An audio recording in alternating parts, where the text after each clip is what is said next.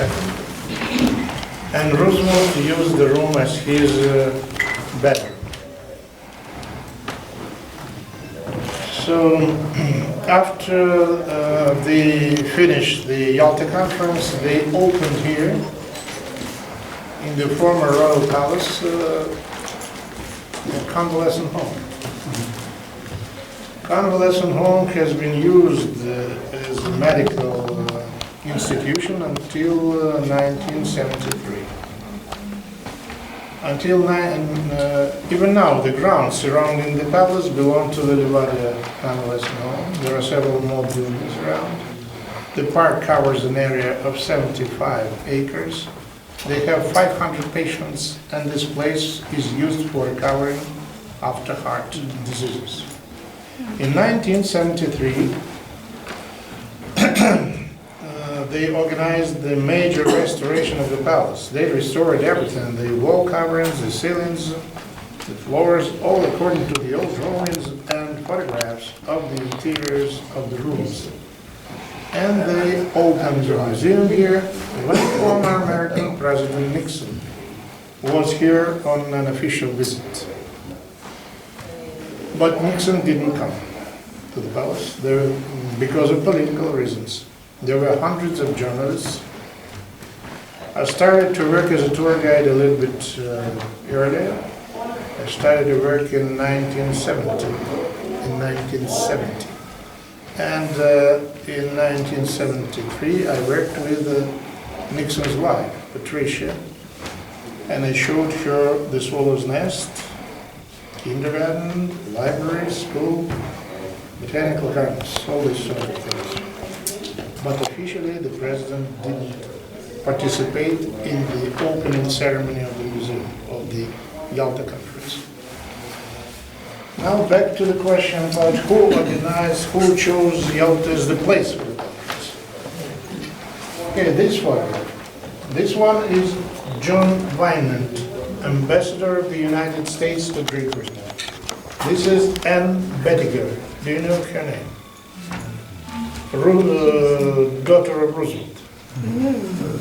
And this man, Harry Hopkins, advisor to the president and his personal friend. It was his idea to choose Yalta and the Crimea as the place for the conference, because it was easier to organize security measures. The Crimea is practically an island. It is called a peninsula, but only a very narrow stripe of land connects us with the mainland. So that's why it was his idea. And first he offered to Roosevelt, then to Stalin and Churchill, and three of them agreed. Also, Stalin didn't like to fly. He only flew once in his life, Tehran. There were three conferences, Tehran, Yalta, Potsdam. So only to Tehran, Stalin used the plane. He preferred to use the train. And this one, three ladies here, Sarah Churchill, Anne Roosevelt, and Kathleen Harriman.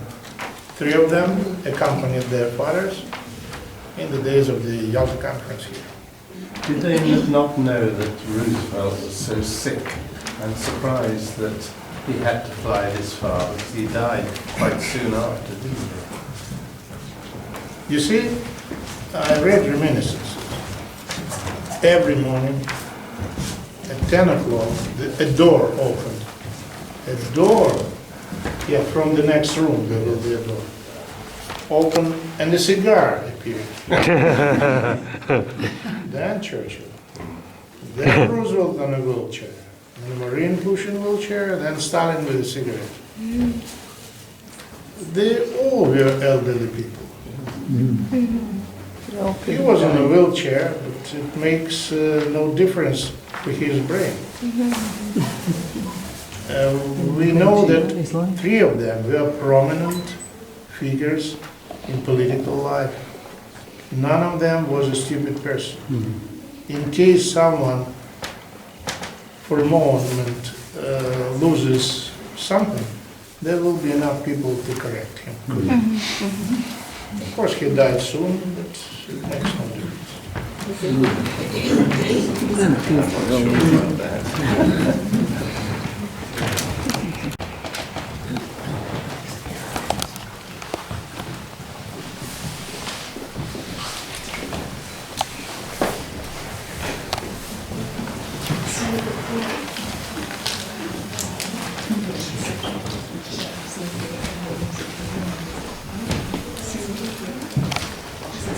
This is the last memorial room of the Yalta Conference.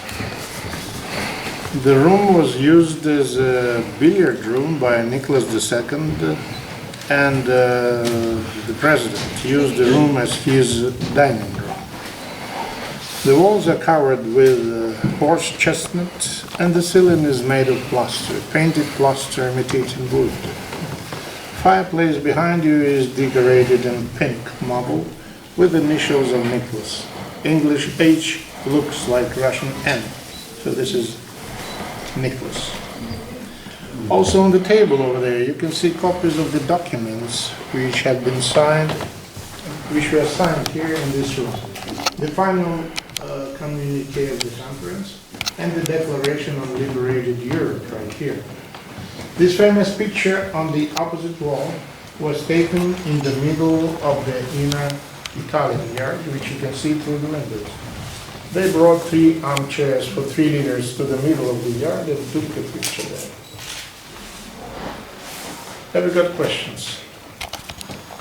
No questions, everything is clear in politics. You don't know politics. Were the Germans aware, did they have any inkling that this conference was being held at all, German intelligence? They all knew. Were they trying to infiltrate the conference? Of course. And to kill 3 leaders, always the same. From the times immemorial. Spasibo. That was why security- Nothing can be held in secret, nothing. But to provide measures of security, overwhelming measures. Yes. This was the task of certain people from 3 countries, at least. And so they did. Yes.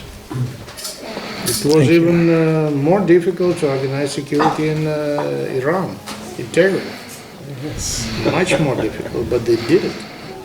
And in Tehran, for instance, Roosevelt had a residence not in American embassy, but in Russia. Stalin invited him, and Roosevelt, he accepted this invitation. He was resided in Russian mission in Tehran. Casablanca wasn't considered within these stages. Casablanca. Casablanca is a different one. It's a different story. Right. I mean, 3 major conferences of the Second World War. This is Tehran, Yalta, and Potsdam. 2 of them were the same, but already in Potsdam, there was new British Prime Minister, Attlee, and the American President was also new. Stalin was the same. Now, ladies and gentlemen, is the second part of the tour. We are going upstairs now. We'll visit Narration several that's groups signed of by 3. Nicholas The II. document? When we'll come down for shopping. But as I already promised you, let's make a little break for the toilets. Because the toilets are here, not far. The toilets are here in this corridor, and we are waiting for those who go to the toilet around the corner. So you can go to the And that free declaration written by own language. You listen about My lovely guide, Layla.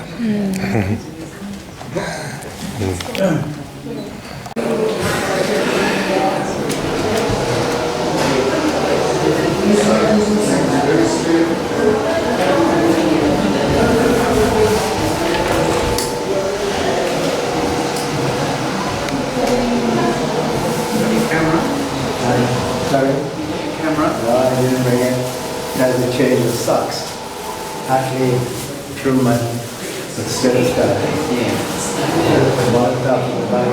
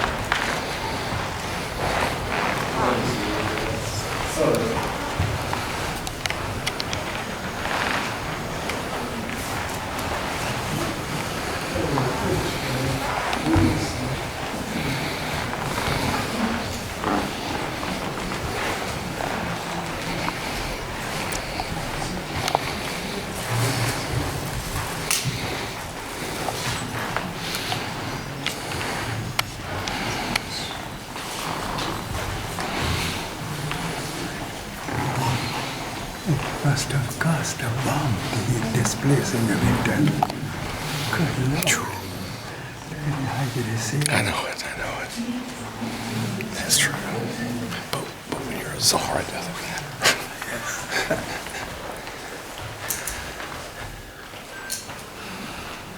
That's Romanoff. Great one, yes. Who are these guys? Here and here. That's Romanoff? Yes, he's following. This is maybe two different pages. Okay. Is that your For the Lou?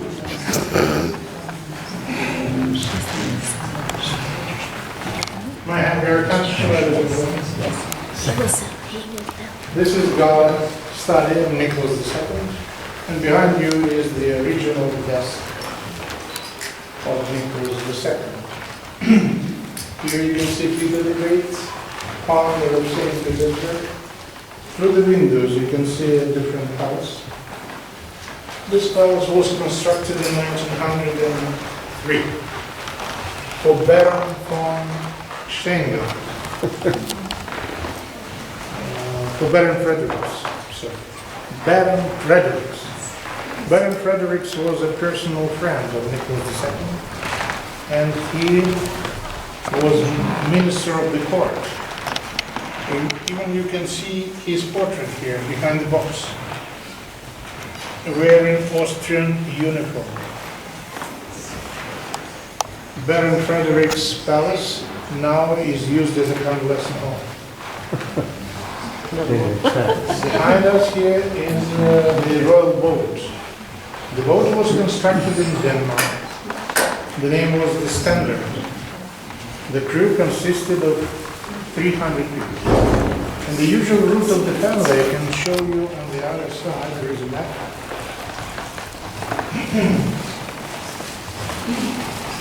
Usually by railroad, the used to come to the Crimea, to this side, to Slovakia. And then by this little boat around,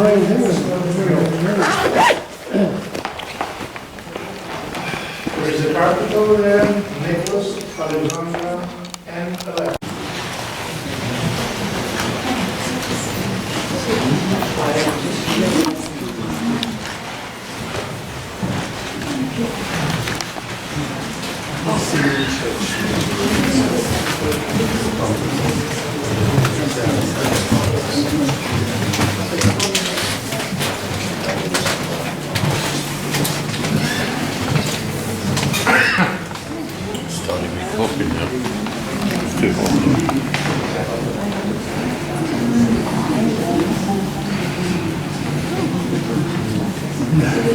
Ooh, it's hot in here. Oh my God. You think it's wintertime or something.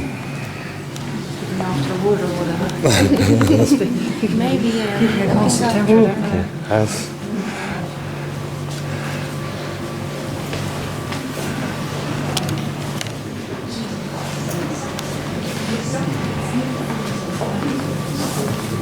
good look at this. I like the view.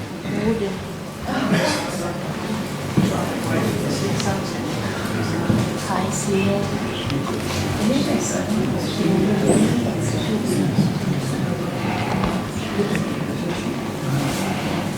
This room was used as a boudoir of the Tsarina.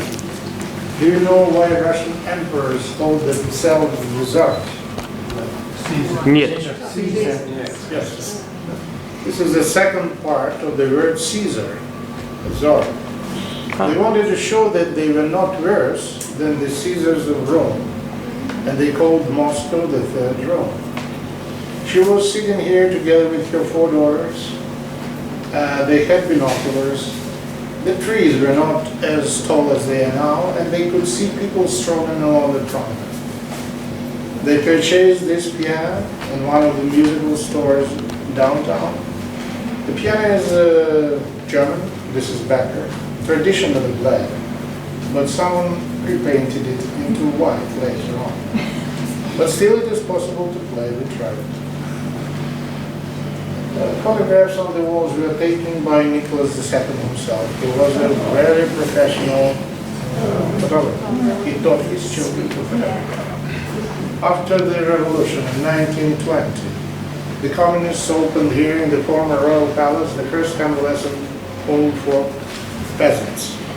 These peasants could come from any part of Russia here. They could get here medical treatment, and also they organized a special course for elimination of illiteracy there. Then they closed this convalescent home and opened a museum here with a rather strange name, the Museum of Criticism of the Way of Life of the Runners. They closed the museum and opened the convalescent home. And we are very federal.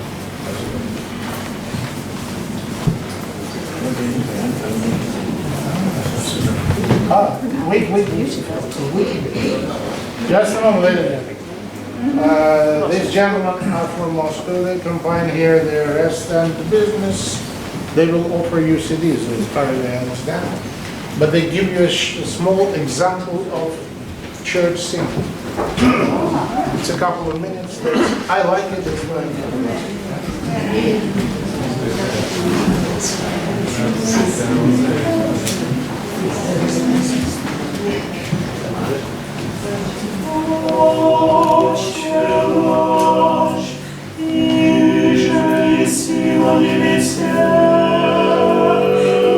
Светится имя Твое, да придет царствие Твое, да будет воля Твоя, яко на небеси,